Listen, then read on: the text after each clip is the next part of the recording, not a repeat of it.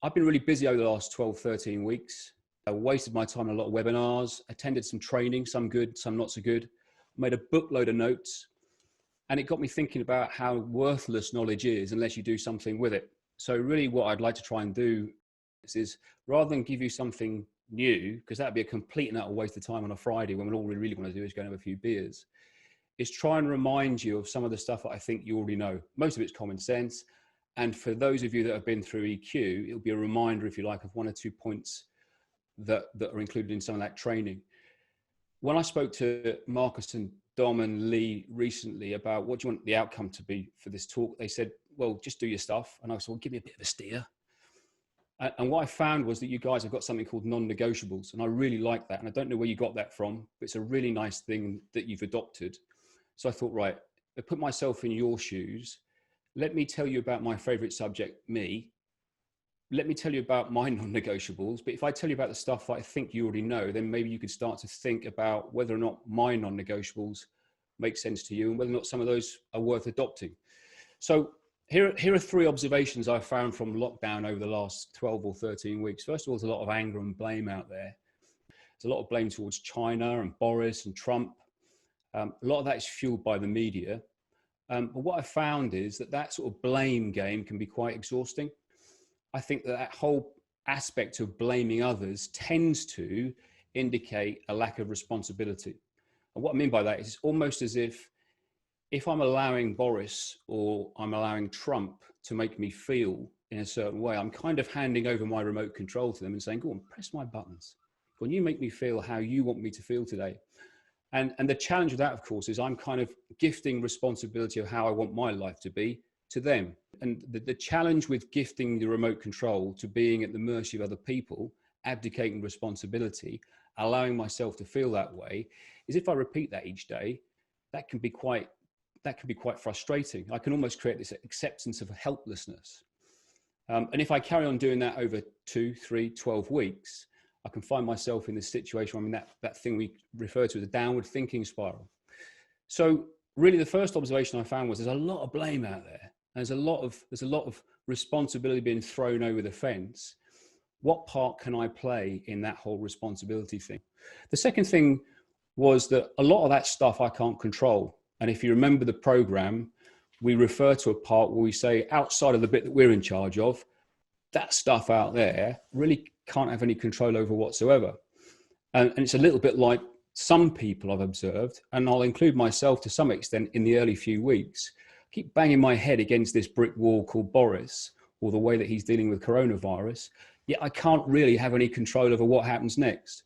Of course, I can have a degree of influence, but in principle, if I continue to keep getting wound up and stressed and bang my head against the Boris wall, nothing's going to change. And it's a bit like the theory of insanity. If I keep doing the same things, expecting a different result, it's never going to happen. So again, reminding those that have been through the program, where does the control lie? Well, I can't control the things outside of myself, but I've probably got a bit more control than I realize over what goes on inside of here. The way that I think has an impact on how I feel. The way that I feel impacts the behavior, the activity, and it's the activity that I do that gets the outcomes that I want. So if we take that construct and we think to ourselves, right, okay, if I want better outcomes, if I don't want to feel frustrated, if I want to change the things that are in front of me, maybe I've got to start internally thinking about how I think about things, because the behavior that follows actually gives me a better chance of getting the outcome. And then the third thing that came to mind was, my God, that's easier said than done, isn't it? Taking control and all that mindset stuff.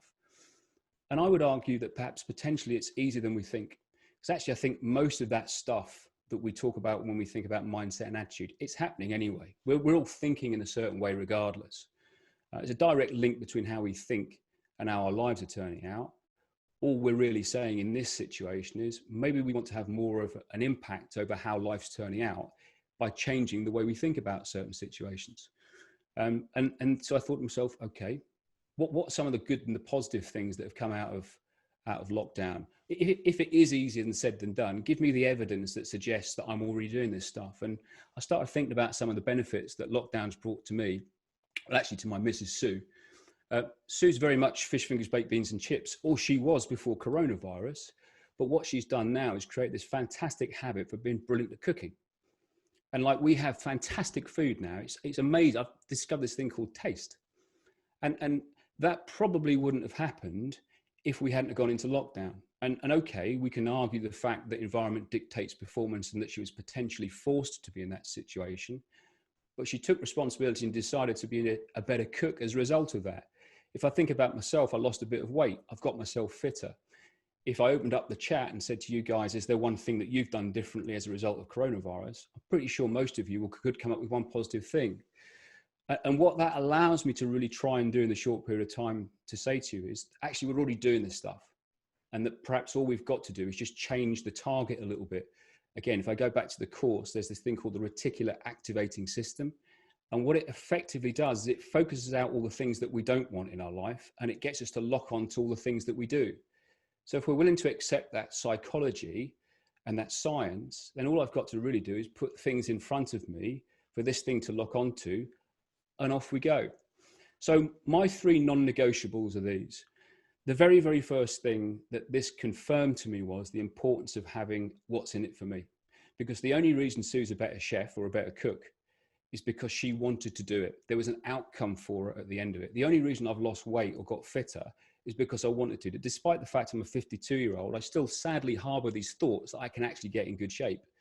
And the desire to try and get there is great enough for me to haul my sorry arse around a playing field 3 or 4 times a week and jump on a bike. So, okay, if I can create a what's in it for me on a more regular and consistent basis, that's going to sort of stimulate me to go and get after stuff. And if I remind you of that thing called the wants list right at the very start of EQ, and I'm going to call that the what's in it for me list, writing down my list of the things that I want to achieve each day, and then justifying what I get in return for getting there, gives me a greater sense of purpose and gives me half a chance to get on and get after them. So first thing I would suggest is, non-negotiable for me now is to always have a daily what's in it for me list. The second thing is to have a default position where I'm always searching for the positives, not in a sort of a Tony Robbins type way, but searching for the positives in every situation, because coronavirus and the last 13, 14 weeks has been pretty challenging. I'm pretty convinced that every single one of you have had some real life-changing, beneficial moments as a result of that. Despite the fact there could be some challenges as well, you've probably all learned to do something differently. You've probably reconnected with people better. You've probably got on Facebook and met people that you'd forgotten from school. But the outcome for that to me is, okay, it happens, but there has to be a positive in this. What's the lesson I can learn? So the second takeaway or non-negotiable for me is to always, always, always search for the positives in every situation. And again, the final sort of non-negotiable for me is, this is all great stuff and it all sounds fantastic, but it's worthless, like knowledge is, unless you put it into application. So the final non-negotiable is to always have a process. And you'll have a load of processes around you that keep you on track for the day job. All I'm suggesting is, let's extend that out into life as well, in personal space. So I have a number of frameworks around me that make sure I have my what's in it for me list going on a daily basis, and that I look at it. And I would probably, the simplest way of describing what one of those processes would be goal setting. But rather than setting those massive, big, hairy, audacious goals out 2 years ahead, set one for the one at the end of next week. One goal to complete over the next 5 days when you come back to work on Monday. One to complete by the end of June, and then one to complete by the end of July. And just test yourself over the next 2-3 months, if you can, to try and create this sense of achievement. Because if you can get into that habit of creating a set of goals, making them what's in it for you, so that there's a really strong outcome for you at the end of it, I think you'd be quite surprised what you can achieve as a result.